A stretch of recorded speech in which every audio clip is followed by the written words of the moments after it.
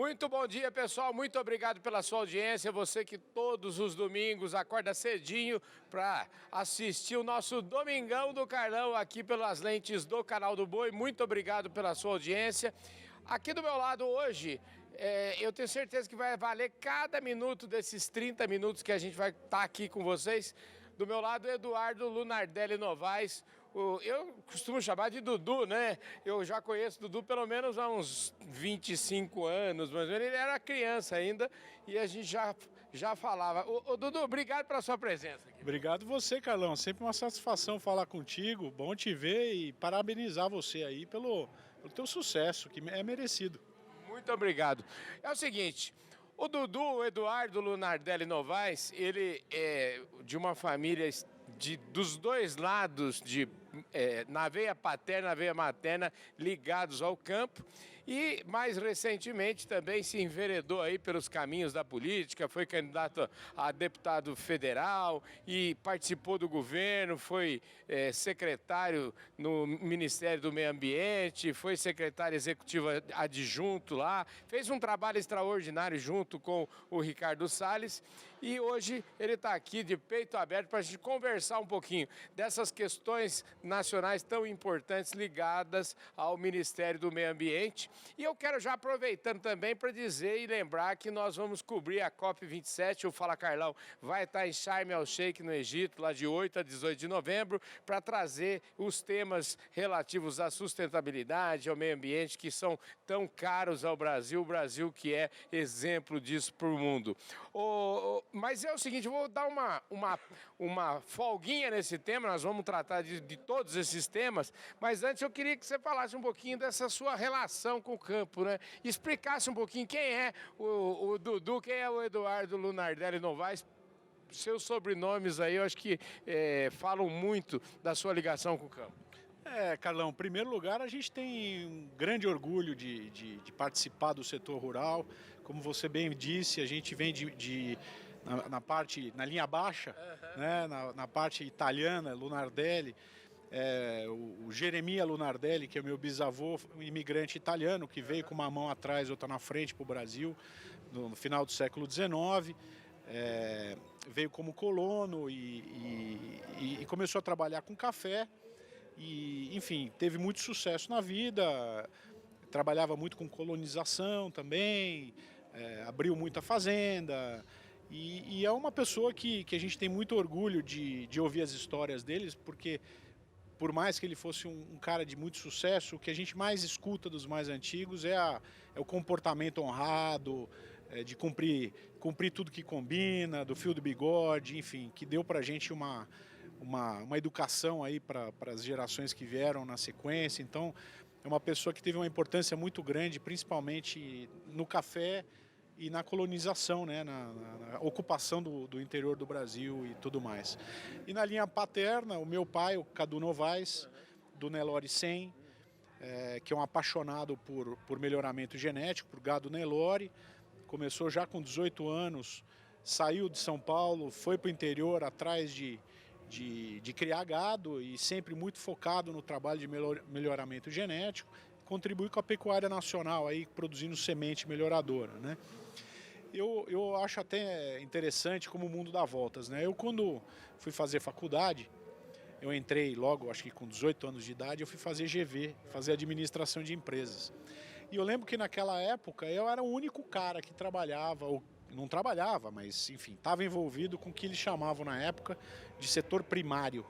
É até engraçado a gente falar em setor primário, né? Porque essa história eu costumo falar aqui, tenho dito muito isso, que faz parte de um passado, porque hoje talvez seja, sem medo de errar, o setor que mais investe em tecnologia no Brasil, não é não? Sem dúvida nenhuma. Eu me sentia quase que o homem das pedras ali, né? Todo mundo queria falar de mercado financeiro, consultoria, internet, tudo enfim, que era o que estava na moda, que era pop, que era, enfim, que dava prestígio para as pessoas. E eu gostava, enfim, tinha orgulho da origem que passei minha infância inteira viajando pelo interior do Brasil com meus pais e sempre gostei, né? E naquela ocasião, quer dizer, não faz tanto tempo assim, faz 25 anos que nós estamos falando aqui. Hoje em dia, a coisa mudou de um tanto que é exatamente o oposto, né? Outro dia eu ouvi um ditado de uma pessoa que fez um comentário que eu achei genial. Que ele disse o seguinte: antigamente o fazendeiro dizia para o filho: filho, vai estudar, porque senão você não consegue ir para a cidade. Hoje em dia ele diz: filho, vai estudar, senão não te deixo voltar para a fazenda. Aqui na fazenda é lugar de gente estudada. Gente preparada. E, de fato, Carlão, a gente tem que ter muito orgulho do que a gente faz como setor. É um setor completamente pulverizado. Nós somos mais de 5 milhões de estabelecimentos rurais no Brasil, né? Nós temos, portanto, algo como 10% da população brasileira que está envolvida com o campo diretamente, na produção rural, né? E revolucionando, quebrando paradigmas, né? Hoje em dia a gente fala do cerrado, né? Quando a gente começou lá atrás e durante 10 mil anos, só se produzia em solos férteis, né? O principal fator de produção agropecuária no mundo sempre foi a fertilidade do solo. E hoje é o último aqui no Brasil. Quer dizer, a gente produz no cerrado que são solos pobres, solos ácidos, lixiviados, lavados, enfim. Então hoje nós temos outros elementos que nos dão esse diferencial como país, né? Quer dizer, a topografia, a chuva, enfim, áreas e, acima de tudo, tecnologia, né? Então eu acho que a gente está fazendo uma contribuição bonita aí para o planeta e tenho muito orgulho do nosso setor. Maravilha. Escuta, vocês devem estar vendo aí nas imagens aí atrás, eu não sei se está aparecendo, mas tem que aparecer os torão inteiro aí atrás agora, porque quando a gente começou essa entrevista, vocês estavam meio deitadão, mas agora tem uns torão bonito aqui. E esse negócio, só para explorar um pouquinho mais essa história do Nelore, né? Porque você falou aí do Jeremias Lunardelli, que inclusive deve ter música, porque esse homem foi o rei do café, né? E ele teve vários filhos, um deles, o Santo Lunardelli. Você sabe que eu conheci o Santo Lunardelli. Eu conheci o Santo Lunardelli numa reunião lá na Nelore.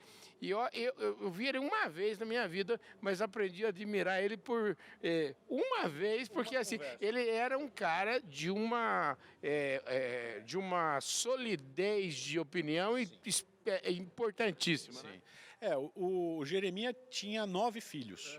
E todos os filhos homens eram, quer dizer, a função deles era tocar fazenda, abrir fazenda e tocar fazenda. E o Santo foi tocar uma propriedade que o pai dele tinha na noroeste do estado, na região de Araçatuba. Sim. E foi abrir fazenda para plantar café. Um belo dia ele chegou para o pai dele, ele era médico de formação, nunca clinicou, mas enfim, tinha uma formação médica. E ele chegou para o pai e disse: pai, aqui é boi. Ele falou: você está maluco. Né? O pai não gostou da história. E ele foi um dos introdutores do colonião na região, né? E colocou gado, quer dizer, e aquilo se tornou mais tarde a terra do boi, né?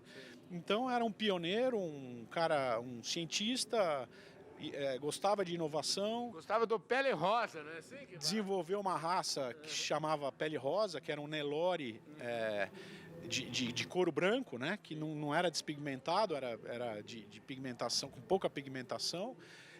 E introdutor de inovação, né? Então ele, por exemplo, nos anos 50, ele inseminava 10 mil vacas. O seu pai, o Cadu, me conta a história que ele começou assim, inseminar em, sei lá, em 65, 66. 50? Não. O seu pai. E aí um dia ele foi lá, ainda eu acho que, talvez, eu acho que ele tinha ou recém-casado, enfim, ou era namorado, e foi lá na fazenda e ele achou que essa história dele, inseminação, ele ia estar fazendo, né, um galardão. E o homem já inseminava fazia uns 20 anos atrás, uns 10 anos antes, né? Exatamente. Obviamente que naquela ocasião era inseminação a fresco, né? Era inseminação a fresco, mas é verdade, de fato ele foi pioneiro aí nessa coisa de melhoramento genético e hoje a gente vê o resultado desse tipo de visão naquilo que nós temos na nossa produção pecuária brasileira aí. Ô, Dudu, deixa eu te falar, você já deu uma pista aí, você falou de GV aí, de administração. Eu sei que você é um cara muito bem formado, estudou na França, enfim. Eu queria... Como é que essa sua formação te empurrou, de certa forma, para a política, né? E você e como é que se deu a sua entrada na política e como é que você foi parar no Ministério do Meio Ambiente? Eu acho que é legal a gente falar agora, vamos dizer assim, já começando a dar uma esquentada aqui no nosso assunto, não que o assunto familiar não seja importante, eu valorizo demais, tanto que nós falamos disso primeiro, mas eu queria agora começar um pouquinho aí para esse lado da conversa. Bom, eu sou formado e pós-graduado em administração de empresas, então eu sempre gostei de gestão, de administração e tudo mais. Sempre fui um patriota, creio eu, quer dizer, acredito que sempre gostei muito do meu país, sempre tive muito orgulho do que a gente tem aqui. A partir de 2014, 2015, comecei a ficar desgostoso com os rumos do país. Eu acho que todos os brasileiros de bem, né? E comecei a perceber que se a gente não desse uma contribuição, por menor que fosse, diretamente ligada à condução dos caminhos do Brasil, a gente ia perder o nosso país. Porque, de fato, a gente tem, ou teve durante muitos anos, né? Talvez, eu diria que desde a Revolução Constitucionalista de 32, os bons brasileiros se afastaram da política e deixaram nas mãos daqueles que se interessavam. Você sabe que isso é uma tragédia, né? É uma tragédia com vários exemplos em vários vizinhos. Sim. Eu tive, por exemplo, agora em Buenos Aires e eles estão vivendo assim uma coisa muito amarga. Mas eu escutei da boca de um argentino que eles disseram assim, que ele me disse o seguinte: é que lá na Argentina o país é maravilhoso. Eu conheço bem a Argentina tem uns biomas, enfim, é um país riquíssimo, já foi um dos mais ricos do mundo. Mas ele falou que ultimamente lá eles fazem questão absoluta de escolher os piores para colocar no governo. Exatamente. Eu acho que é por aí. Se a gente olhar na história, né, se você olhar os países que... A própria história da formação americana, ou o Brasil mesmo, na época do Império, no início da República, quer dizer, as pessoas tinham uma cobrança republicana de serviço público, né? Se prestar serviço público, dar uma contribuição para o país, né? Essa coisa de devolver um pouco aquilo que o país nos deu, né? Então nós fomos para um radicalismo de ausência, de lavar as mãos, principalmente no meu estado, o estado de São Paulo.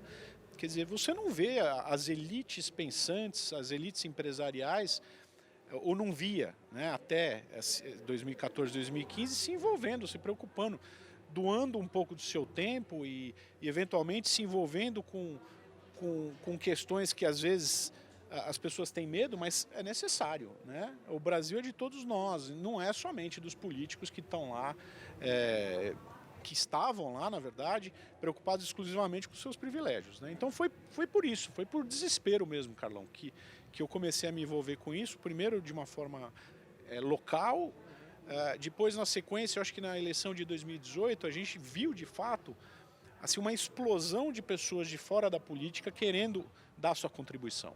E foi exatamente durante a eleição de 2018 que eu conheci o futuro ministro Ricardo Salles, que é um cara que eu acho que tem um perfil, uma origem parecida com a minha, paulistano, muito ligado com agro, ele é advogado, quer dizer, uma pessoa preparada, que falou, bom, vamos dar a nossa contribuição, né? Vamos entrar na briga aí pelo nosso país, né? Pelo futuro dos nossos filhos e tudo mais.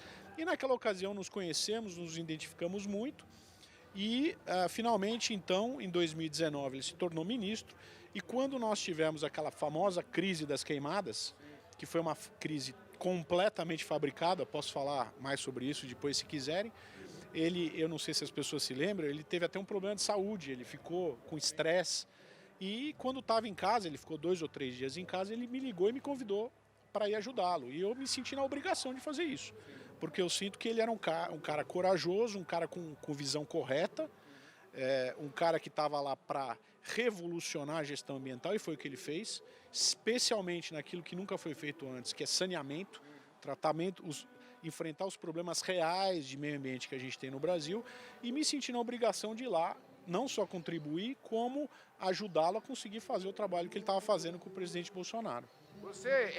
É uma coisa que eu acho que a gente pode até falar um pouco mais desse tema, muito embora a gente esteja numa expo genética e a história é agro, mas eu quero lembrar que eu já tive, e vocês vou deixar aí na descrição desse vídeo, entrevistas minhas com o Ricardo Salles, onde a gente abordava essa questão, por exemplo, de sustentabilidade e a questão de meio ambiente, ela está intimamente ligada com os grandes lixões, intimamente ligada com o problema urbano. Muito, a verdade, sim, o meio ambiente dentro das fazendas é muito mais solução do que problema. Agora, dentro das cidades, a gente tem um problema muito grave. Nós temos um problema grave, não só do ponto de vista de meio ambiente, nós temos um problema.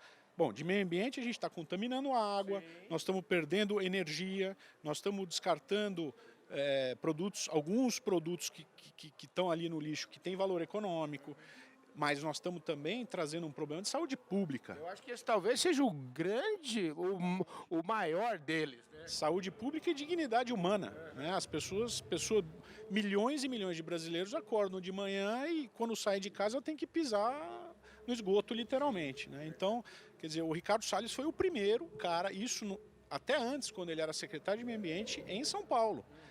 Ele pegou a Secretaria de Meio Ambiente em São Paulo, nunca havia sido feito um levantamento de descarte de lixo, de resíduos. Ele foi o primeiro cara que fez um levantamento. E ele, em 1 ano e 8 meses, fechou, se eu não me engano, algo como 90% dos lixões que existiam no estado mais rico do Brasil. Eram mais de 80 lixões no estado de São Paulo. E ele deixou a gestão dele com 8. Quer dizer, então é um cara que efetivamente, eu acho que na questão ambiental, Carlão, existe muita, é quase como uma religião, né? Muito dogma, muita crença, mas pouca avaliação de causa e efeito, pouca gestão propriamente dita, de diagnóstico de problemas e proposição de soluções. Né? Então isso passa exatamente pelo trabalho que o governo federal fez, o presidente Bolsonaro, o ministro Ricardo Salles, na questão do marco legal do saneamento, que além de tudo isso que nós falamos, vai trazer algo como 700, 800 bilhões de reais de investimento, 100% privados. Assim, se a gente vai ficar comentando aqui o tanto de coisa importante e vamos dizer assim, que tem um impacto no futuro do país enorme, né? Enorme, é um impacto, como eu disse, né? Quer dizer, eu pessoalmente, aí eu estou falando do ponto de vista pessoal, eu acho que talvez o maior desafio que nós tenhamos aí de meio ambiente para as próximas gerações não é a questão climática, é a questão da água. Essa é a minha sensação. E, portanto, a melhor forma de você acabar com a água é jogar lixo, ou enterrar lixo debaixo do chão, que é do que se trata quando a gente fala de lixão. Agora, pegando essa história aí, porque eu não posso agir num programa desse, a gente vai ter que falar e abordar temas como, por exemplo, a imagem do Brasil, que se fala tanto, a imagem do Brasil está deteriorada, a imagem do Brasil piorou. Eu quero entender um pouquinho, para desenhar para o meu público, como eu gosto de falar, porque é o seguinte, se a gente está fazendo tudo o que precisa fazer, essa conversa de que a imagem piorou, e eu me lembro uma vez, e agora eu quero te provocar até um assunto, e o Salles falando numa dessas summits, aqui mesmo no Brasil, porque eu acho que assim, aqui mesmo no Brasil, a gente ainda tem gente que não, a impressão que dá é que o povo não... A hora que você fala assim, vamos resolver os problemas, né? A turma falava com o Salles e falava assim, mas o povo lá fora não pode não gostar. E o Salles respondeu, eu me lembro disso como se fosse hoje, e falou assim, se o povo não gostar, não gostou. Nós temos que fazer o que o Brasil precisa e nós temos que cuidar do Brasil. Exatamente. Carlão, eu acho que existe uma conjunção de fatores que fazem com que o Brasil tenha uma imagem distorcida.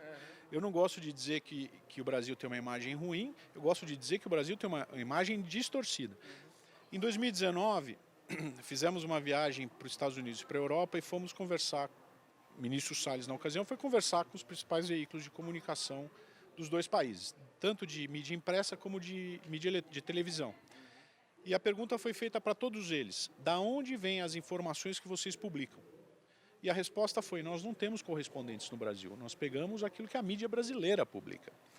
Então o Brasil talvez seja um dos únicos países do mundo, certamente o único país grandes dimensões do mundo em que quem mais combate a imagem de seu próprio país é o brasileiro. Tá certo? Então, e por que isso acontece? Por que o brasileiro fala mal do seu próprio país? Primeiro porque ele não conhece. Né? A Amazônia, quem nunca foi para a Amazônia, não deveria falar de Amazônia, porque é totalmente diferente do que as pessoas imaginam. Né?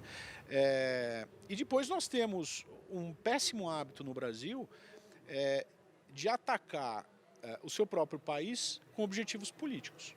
O custo que o brasileiro, principalmente mais simples, paga por conta desse comportamento é inestimável, não dá para calcular. Né? Quando a gente ataca um determinado político, porque a gente diverge dele, nós estamos atacando o nosso país. Tá certo? Nós estamos atacando a condição de criar emprego e renda aqui dentro. Né? Então, enfim, eu acho que essa questão da distorção da imagem, nós vamos resolver, aí a gente pode até falar um pouco do agro, né? Que é, sem dúvida nenhuma, o mais sustentável do mundo, aí a gente pode discorrer tecnicamente dos motivos por isso. Nós precisamos, antes de falar assim, nós vamos melhorar nossa imagem na França ou no Japão, seja lá onde for, nós temos que melhorar a imagem, não é nem melhorar, é simplesmente reconstituir a nossa imagem, fazer com que a nossa imagem seja verdadeira, tanto nas nossas qualidades como nos nossos defeitos, aqui dentro da opinião pública, principalmente urbana. Você tocou na Amazônia. A Amazônia é vamos dizer assim, fala da Amazônia, parece que a gente é uma divindade, a gente está falando de uma coisa que é algo que não pode tocar, que não pode ser falado. Eu queria saber o seguinte, queria lembrar, né, que eu acho que são quase 30 milhões de brasileiros vivendo na Amazônia e que a pobreza que lá existe, vamos dizer assim, enquanto houver pobreza vai ser difícil preservar. Eu queria que você falasse um pouquinho e já emendando aqui, que você me falasse um pouquinho das ações, porque você teve no governo e o Fala Carlão é um programa de agenda positiva, então eu queria me ater aqui nesses 10 minutos que a gente tem ainda de programa, para que a gente falasse daquilo que efetivamente, dos problemas que vocês encontraram, das soluções que vocês deram e como é que isso está sendo, como é que isso está até hoje. Perfeito. Eu diria o seguinte, o principal desafio na Amazônia é falta de regularização fundiária. É a bagunça de quem é aquilo. Tá? Então esse é o primeiro ponto. O segundo ponto, na minha opinião, além dessa falta de regularização fundiária, em outras palavras, eu vou dar um exemplo, Carlão. O governo do PT fez reforma agrária dentro do bioma amazônico, numa área do tamanho da Alemanha. Levou 492 mil famílias para esses assentamentos e não deu título de terra para ninguém. Ou seja, quando você não dá título de terra para a pessoa que tem direito ao título de terra, ela não precisa respeitar o Código Florestal, concorda? Porque ela não tem como ser punida ou premiada por aquilo que ela faz, à luz da legislação. Então, o primeiro desafio nosso, como país, é a gente conseguir superar essa resistência que existe, essa distorção, mais uma vez, que existe, em relação à importância da gente fazer a regularização fundiária. Nós temos muita área sem dono na Amazônia. Ou área que tem dono, mas o dono não recebe o reconhecimento do Estado, que é um título de propriedade. Na verdade, ele está ilegal lá. Ele está ilegal, mas na verdade não deveria. Existe, evidentemente, grileiros, que a gente pode falar de forma popular como ladrões de terra, isso é uma coisa. Outra coisa não, são possuidores legítimos de terra e o Estado brasileiro deixou de fazer a sua parte, que é titular essas terras. Então isso é algo que nós precisamos continuar perseguindo e isso depende do Congresso Nacional. Ok? Outra coisa que foi feita nesse governo, e aqui eu acho que é algo que tem um potencial gigantesco para o nosso país, é a regulamentação daquilo que se chama pagamento por serviços ambientais. Né? Na lógica tradicional da gestão ambiental, existe aquela ideia de que para você preservar ou conservar o meio ambiente, você tem que perseguir a presença do homem. Então a gente fecha os olhos para esses 30 milhões de brasileiros que tem lá, dos quais uma parte considerável é pobre, certo? Vive com dificuldades. E ao implementar esse tipo de política que considera o ser humano como tóxico, nós estamos agravando o problema. Tá certo? Então, o que nós temos que fazer, e o PSA é a semente para isso. Nós temos que inserir o homem na natureza de forma sustentável economicamente.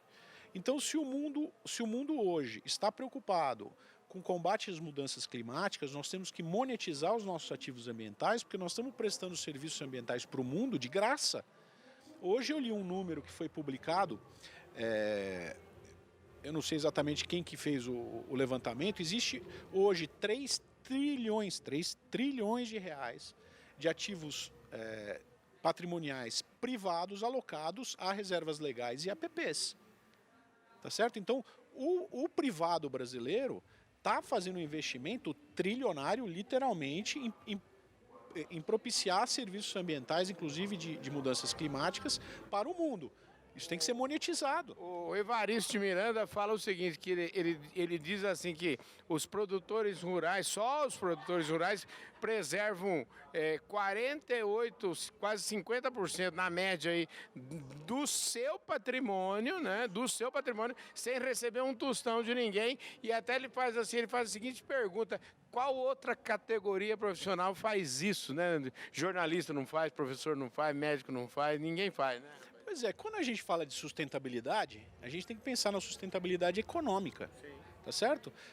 Então, quer dizer, essa regulamentação dos serviços ambientais, que foi feita através de um projeto de lei que foi aprovado no Congresso Nacional, que tem o foco de propiciar que o mercado, sem dinheiro público, que o mercado se articule de forma a negociar transação de serviços ambientais que podem ser produção de água, microrregulação climática, sequestro e armazenagem de carbono e assim sucessivamente, sejam efetivamente transformados em recursos financeiros. Porque com esses recursos financeiros, não é o Estado brasileiro, mas é o privado terá a condição de investir cada vez mais na conservação da biodiversidade, enfim, da cobertura vegetal e por aí vai.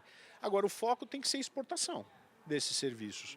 Porque se os Estados Unidos preserva percentualmente 1/5 do que o Brasil preserva, eles têm que nos remunerar daquilo que nós estamos fazendo por eles, para benefício deles. A Europa a mesma coisa e assim sucessivamente.